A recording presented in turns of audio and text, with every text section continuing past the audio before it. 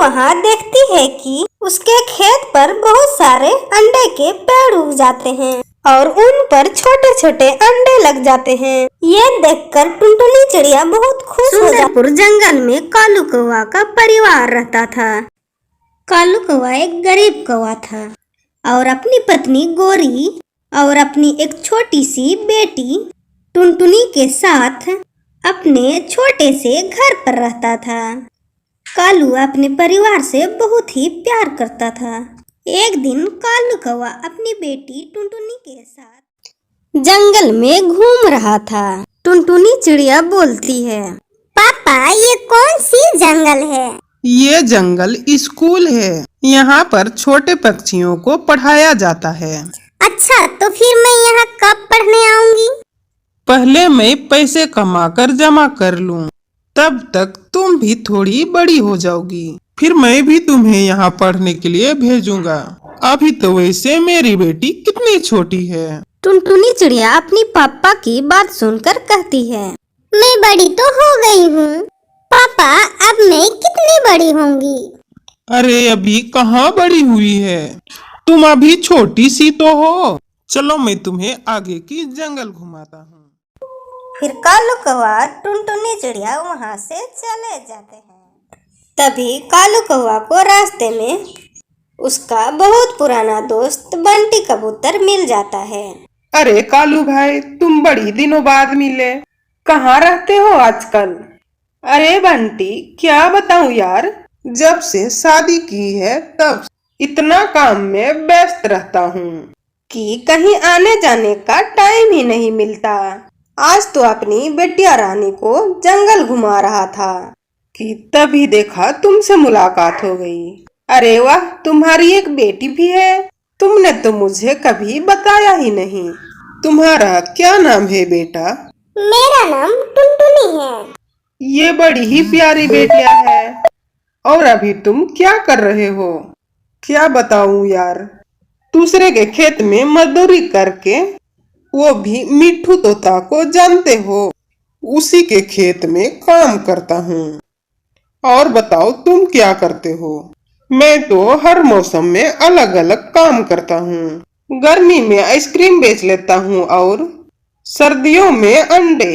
और अभी सर्दी चल रही है, आओ चलो मैं तुम्हें अंडे खिलाता हूँ। अरे नहीं नहीं बंटी, मैं तो बस टुनटुनी को घुमाने लाया था, अब तो वापस घर भी जा रहा हूँ, वरना देर होगी तो बेकार में गोरी परेशान हो जाएगी। अरे देर नहीं होगी, चलो, बस यही पास में है मेरी अंडे की दुकान। चलिए ना पापा, मुझे भी देखना है अंडे का स्वाद कैसा लगता है। अच्छा चलो ठीक है, फिर चलते हैं। कालू कौवा टुनी को लेकर बंटी कबूतर के दुकान पर आता है। ये लो टुनी बेटिया, अपने अंकल के हाथों से अंडे खाओ। देखो तुम्हारे अंकल कितने अच्छे अंडे बनाते हैं।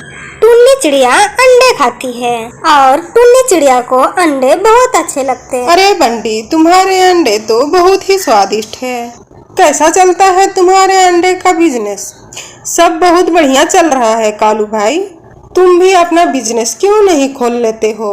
ये दूसरों के खेतों पर काम करने में, इसमें तो ज्यादा पैसे भी नहीं मिलते होंगे। अरे अपना बिजनेस करना मेरी बस में नहीं है, मैं तो मजदूरी करने में ही सही हूँ। चलो ठीक है, अब मैं चलता हूँ।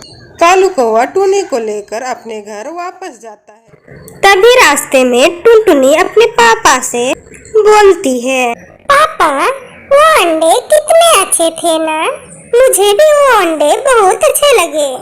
आप मुझे रोज वो अंडे लाके दोगे ना? नहीं टुनटुनी बेटा, मैं तुम्हें रोज अंडे लाकर नहीं दे सकता, क्योंकि ये अंडे बहुत महंगे होते हैं और मैं अंडे लाने के लिए पैसे लूंगा तो फिर हमारे खाने के लिए दाने कहाँ से आएंगे? फिर हम लोग क्या खाएंगे? फिर टुनटुनी चिड़िया अपनी पापा की बात सुनकर उदास हो जाती है। अगले दिन टुनटुनी चिड़िया अपने दोस्त रानू के साथ खेल रही थी। अरे रानू, तुम्हारे पापा खेती कैसे करते हैं? मेरे पापा बीज को खेत में बो देते हैं और उसकी खूब अच्छी से देखभाल करते हैं, तब जाकर उसमें से फसल आती है। फिर अनाज की फलों को काटा जाता है, फिर हमें मिलता है और हम उस अनाज को बेच देते हैं और फिर हमें उसमें से पैसे मिलता है। इसका मतलब हम किसी भी चीज का खेती कर सकते हैं। हाँ, मेरे पापा भी तो अलग अलग खेती करते हैं, कभी गेहूं का खेती तो कभी धान का खेती, और मेरे पापा तो सब्जी की भी खेती करते हैं। ठीक है, फिर मैं तुमसे बाद में मिलती हूँ। अभी मुझे कुछ काम याद आ गया है, मैं वहीं जा रही हूँ। फिर टुनटुनी चिड़िया वहाँ से चली जाती है। टुनटुनी चिड़िया बंटी कबूतर के अंडे की दुकान पर जाती है। अरे टुनटुनी बेटा, आज यहाँ कैसे? आज अकेले आई हो? पापा कहाँ हैं? पापा तो काम पर गए हैं। अंकल, मैं इधर से निकल रही थी तो मुझे आपके उस दिन के अंडे याद आ गए, जो मुझे खाने में बहुत ही अच्छे लगे थे। कितने की है ये अंडे बंटी अंकल? नहीं टुनटुनी बेटा, तुम्हें पैसे पूछने की कोई जरूरत नहीं है। ये लो, ये अंडे तुम ऐसे ही ले जाओ।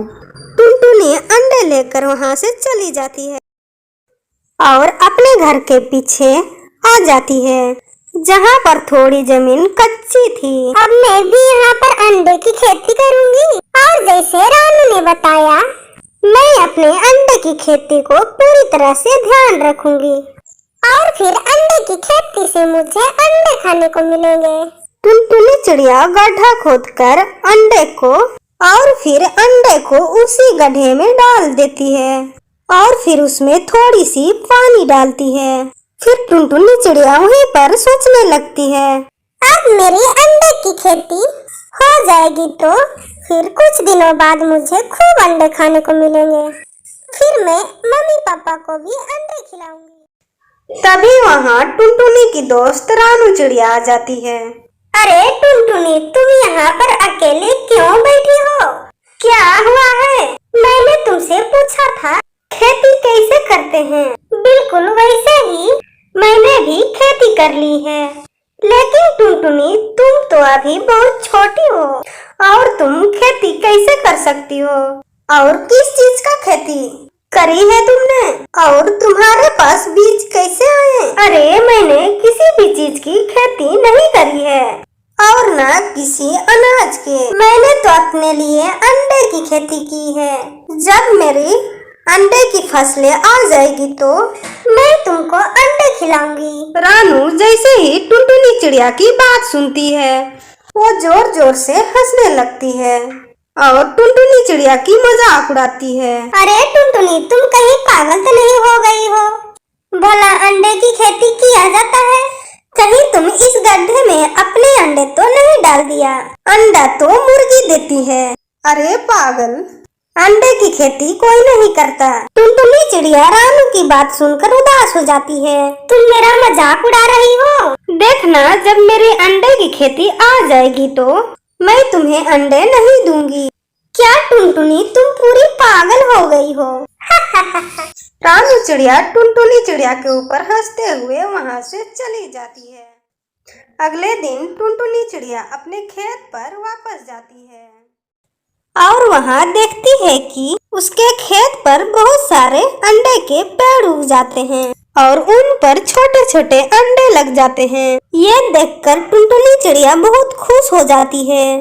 फिर वहाँ कालू कौवा भी आ जाता है और कालू कौवा अंडे की पेड़ देखकर दंग रह जाता है और टुनटुनी चिड़िया की बहुत तारीफ करता है। और कालू कौवा अपना मजदूरी छोड़कर अंडे बेचकर अपना जीवन गुजारता है। दोस्तों, इस कहानी से यह सीख मिलती है कि मेहनत का फल हमेशा मीठा ही होता है, इसलिए हमें मेहनत करने से पीछे नहीं हटना चाहिए।